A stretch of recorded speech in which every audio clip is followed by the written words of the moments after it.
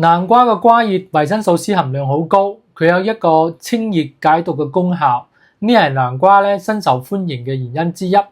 咁南瓜花咧，佢既是蔬菜又是中藥。咁南瓜肉咧就富含果膠同埋礦物質元素，多種氨基酸同埋類胡白素㗎，對保護我哋嘅視覺、促進我哋嘅生長發育同埋降低膽固醇都有明顯嘅功效。大家好啊，我係謝醫生啊。呢一期嘅影片咧，我哋嚟講講南瓜啦。咁南瓜咧，佢原產於美洲嘅，後嚟宣傳有好多國家啊，而家已經有中國嘅南瓜、印度嘅南瓜、美洲嘅南瓜三大品種。咁中國嘅南瓜咧，常見有墨本南瓜、牛腿南瓜、蛇南瓜、磨盤南瓜等等好多品種啊。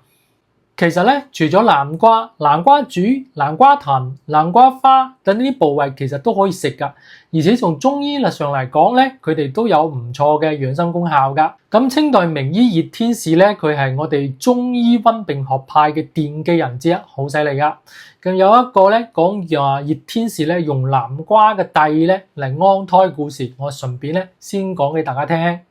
有一日咧，我哋嘅名醫葉天士就嚟到呢個大盤山區一帶啦，咁喺彎彎曲曲嘅山道上邊咧，佢就遇到一個女子啊，咁葉天士咧見到呢個女子嘅面色蒼白啊，雙眼無神，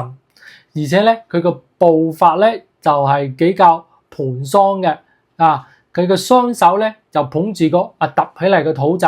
啊，咁佢就係咁樣斜躺喺地噶啦，咁個嘴嗰裏咧發出痛苦嘅呻吟聲噶，咁葉天士咧佢就上前問佢然之後知道咧呢個女子咧佢個屋企咧係呢個山腳嗰度嘅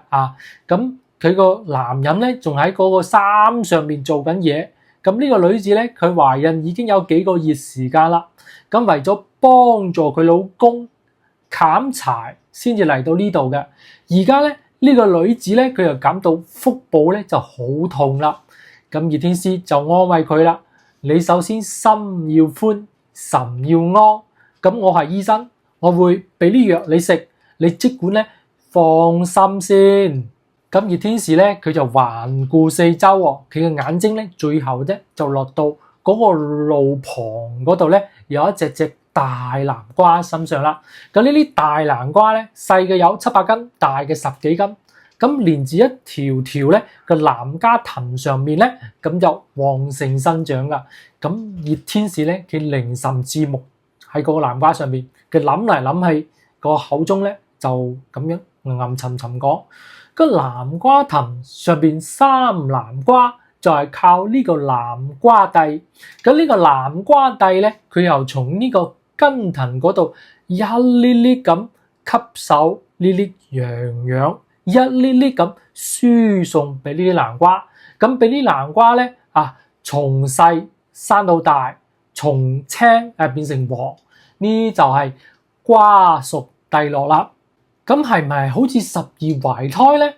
咁葉天士咧，佢個眉頭一皺，一豎，又大聲講到啱啦！我呢個時候咧，何不咧攞呢個南瓜蒂嚟試試做個安胎藥啦？咁葉天士就胸有成竹，佢即刻咧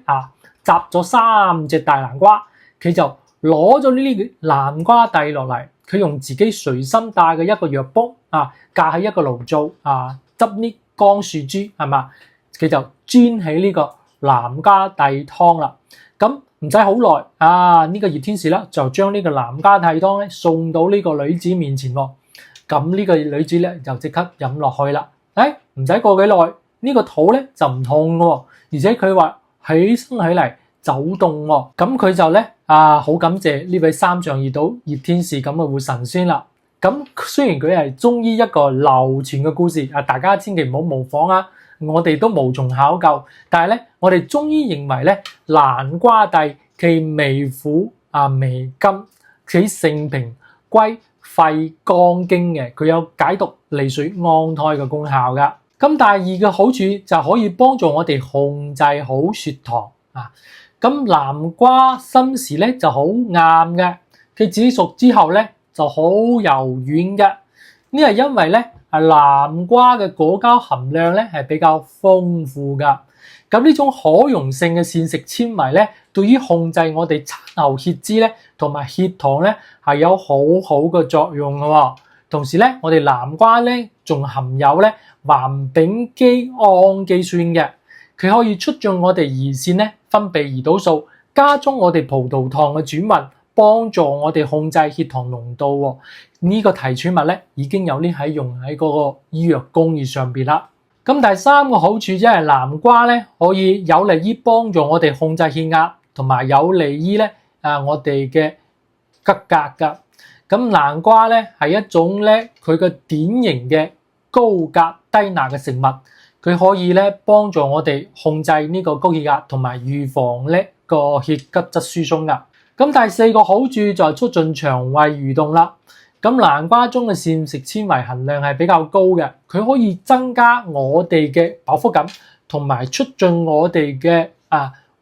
胃腸蠕動啊。咁適合咧就因為缺乏纖維而導致便秘嘅朋友，同時咧平時進食好過量同埋肥嘅朋友。咁第五個好處咧就富含維生素 C 啦。咁南瓜嘅維生素 C 咧同埋番茄、蘿蔔、大白菜係一個水平嘅。咁我哋食200克嘅南瓜咧，就可以得到幾十毫克嘅維生素 C 啦。同我哋人體每日需要100毫克嘅需求量嚟講咧，其實都唔少噶啦。咁中醫認為咧，南瓜性溫味甘，入脾胃經嘅，佢有一個潤肺益氣、化痰排膿、驅蟲解毒嘅功效嘅。好容易有啲朋友佢生病好耐，佢又虛，佢脾胃又虛弱啦，咁平時氣短啦，就容易困啦，或者我哋大便經常腹瀉啊咁樣。咁有啲朋友問謝醫生我哋點樣揀南瓜咁首先係睇顏色咯我哋南瓜咧從外皮嘅顏色嚟睇咧，主要分為黃色同埋綠色嘅。咁金黃色嘅南瓜嘅顏色而係深黃嘅，係已成熟。咁綠色嘅南瓜綠得發黑嗰啲咧就係已成熟嘅南瓜啦。第二點係睇表皮，咁表皮嘅紋路咧越粗就講明受光照嘅時間長，佢嘅成熟程度高味道都比較甜。第三咧，我哋摸起嚟呢個韌度，咁南瓜咧摸起嚟咧越硬就越老噶啦比較軟嗰啲咧就比較嫩噶啦，甜度都比較低噶啦。另外咧，謝醫生又提醒大家，咁由於南瓜嘅品種係唔一樣噶啦嘛，佢嘅成分都有少少差異嘅。同時咧，我哋告訴大家，幾個簡單嘅方法，快速判斷呢個南瓜嘅營養價值。咁南瓜肉嘅橙黃色越深，所含嘅胡蘿蔔素咧，一般嚟講越多嘅。咁淺黃色咧，嗰啲就差啲啦，係嘛？嗰啲南瓜嘅味道越甜咧，佢所含嘅可溶性嘅糖分就越多。咁南瓜嘅質地咧，而係麵咧，咁所含嘅澱粉都比較高嘅，